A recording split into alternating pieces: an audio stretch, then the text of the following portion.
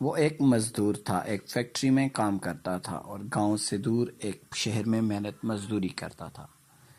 وبا نے جہاں لاکھوں لوگوں کو متاثر کیا، وہاں hotel, market, school, universities, college اور سرکاری دفاتر بند کیے، وہیں کئی فیکٹریوں کو بھی بند کر دیا۔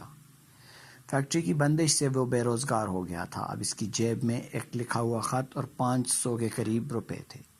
یہ خط اس کی والدہ نے لکھا تھا کہ مجھے کم از کم 2000 روپے کی ضرورت ہے، جلدی بھیجو، اگر حالات نارمل ہوتے تو یہ 2000 کچھ بھی نہ تھا۔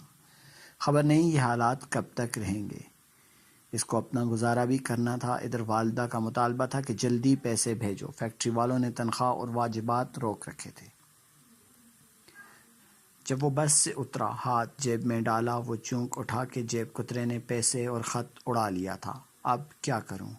اپنا گزارا بھی مشکل اور والدہ کا حکم بھی پورا کرنا ناممکن۔ وہ کوارٹر پر سانجھ داری سے کھانا کھا رہا تھا کہ ایک دن اس کی والدہ کا خط ملا۔ خط کھولنے سے پہلے ہی وہ سہم گیا کہ جانے والدہ کتنے غصے میں ہوں گی، اسے کیسے پیسے پہنچاؤں گا۔ اسے وہ خط یاد آیا جو اپنی والدہ کو لکھا تھا کہ میری نوکری چھوٹ گئی ہے اور فی الحال پیسے نہیں بھیج سکتا۔ اسے خط پوسٹ کرنے کی ہمت نہ ہوئی، وہ بھی چور لے اڑے۔ مجبوراً اس نے خط کھولا تھا کہ تمہارے بھیجے ہوئے 2000 کا منی آرڈر ملا، بہت خوشی ہوئی، اللہ تجھے شاد و آباد رکھے، آمین، تمہاری ماں۔